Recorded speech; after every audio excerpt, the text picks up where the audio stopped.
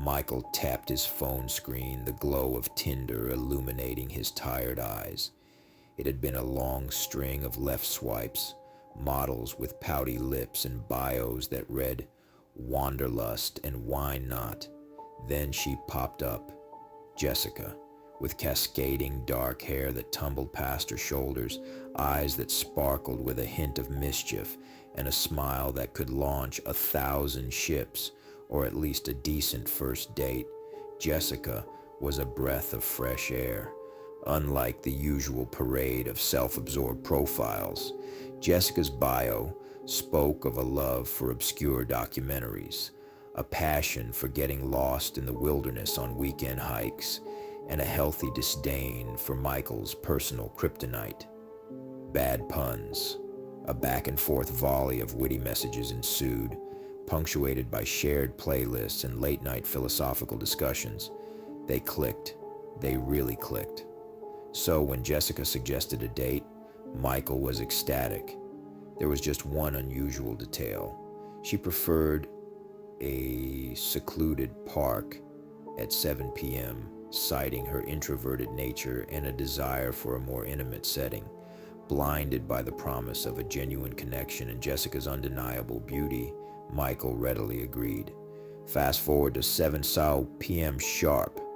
Michael, looking his best in a crisp button-down and jeans, pulled his sleek Mercedes into the designated park. The air hung heavy, the silence broken only by the mournful hoot of an owl in the distance. A shiver danced down his spine, but he brushed it off as a predate jitters, focusing on his phone, waiting for Jessica's text, confirming her arrival. Suddenly, a chilling sound shattered the quiet. A series of heavy footsteps, getting closer with each crunch of unseen leaves. Michael's heart hammered a frantic rhythm against his ribs. He wasn't a stranger to the outdoors, and these weren't the light, playful steps of a deer.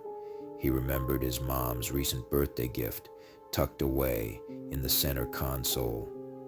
A compact pepper spray snuggled amongst his hiking essentials. Gripping it tightly, he prayed he wouldn't need it, just as a hulking figure emerged from the shadows, a giant of a man with a menacing glint in his averted eyes. Michael reacted on pure instinct. He'd taken a safety course for his solo camping trips, and the training kicked in. With a practiced flick of his wrist, he drew his licensed pistol, a precaution he'd always held on to despite occasional scoffs from friends. "Who are you? What do you want?" he yelled, his voice surprisingly steady despite the tremor in his limbs, aiming the weapon at the man's leg. A deafening gunshot echoed through the otherwise serene park. The man shrieked in pain, doubling over and clutching his foot as his phone tumbled from his grasp. The sound of a notification chiming confirmed Michael's worst fears.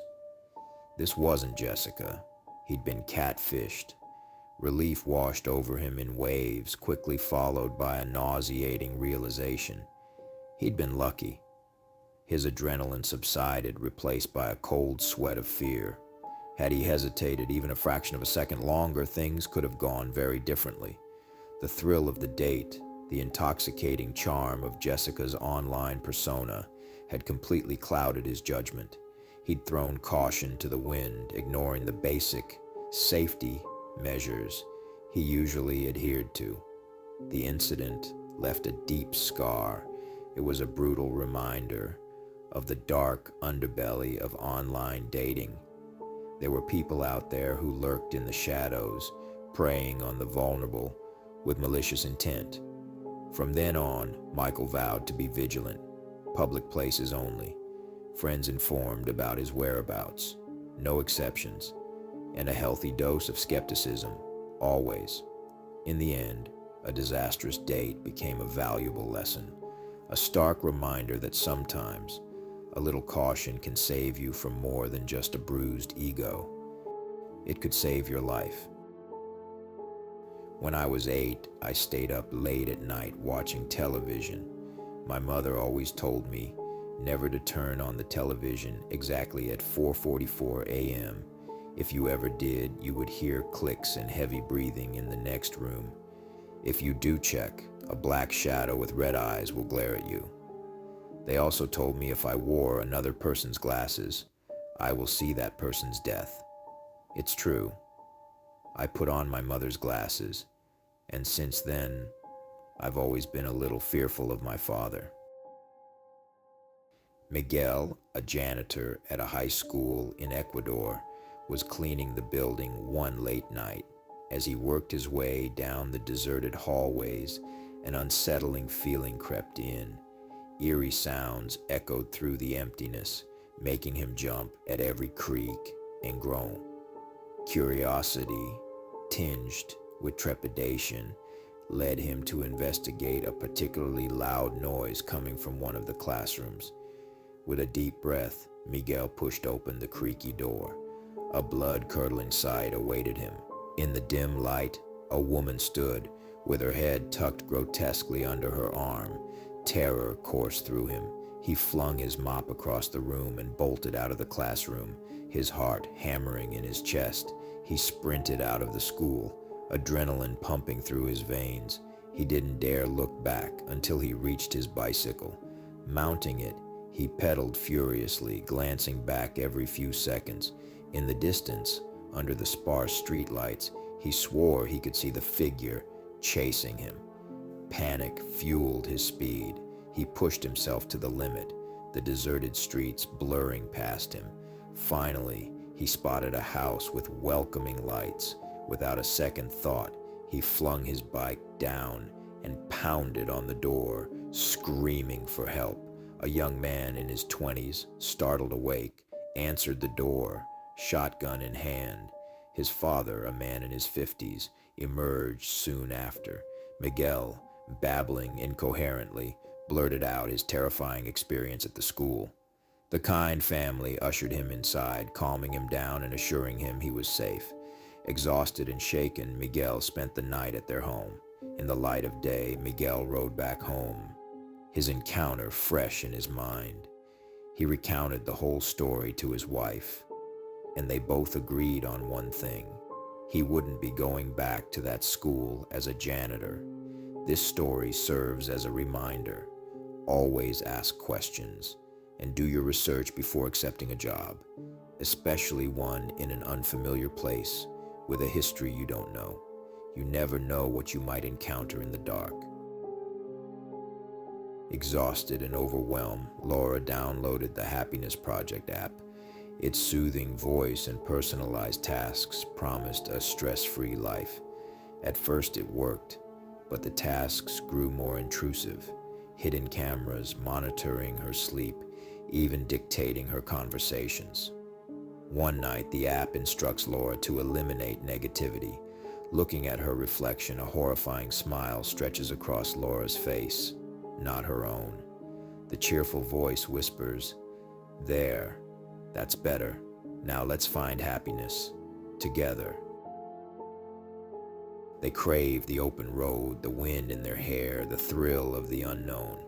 This couple, van lifers at heart, explored the globe in their trusty caravan, always seeking the next adventure. This time, their journey led them deep into the woods, to a location shrouded in a strange silence. The atmosphere was thick, the usual chirping of crickets absent, an unsettling change, but they chalked it up to the weather.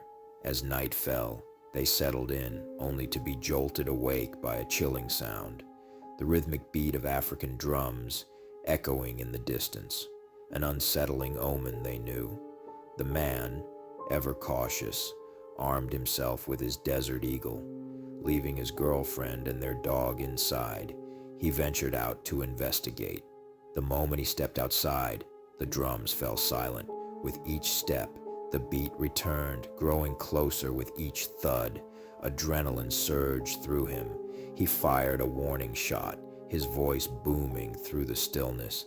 "Back off, whatever you are." In the darkness, he saw it, a hulking, dog-like figure with glowing red eyes. But that wasn't all. 6 more pairs of eyes, glowing eerily, materialized around him. They were surrounded. Panic clawed at his throat. He sprinted back to the van, screaming for his girlfriend to drive. As they sped away, his girlfriend glanced back. Her blood ran cold. 7 figures like the one he saw were chasing them, their eyes burning crimson in the night. They escaped, shaken to their core. The van life, once a source of joy, now held a chilling memory. They learned a harsh lesson. Not every place welcomes exploration.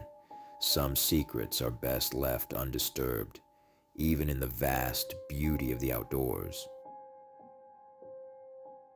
Thanks for joining us on Fright Scream.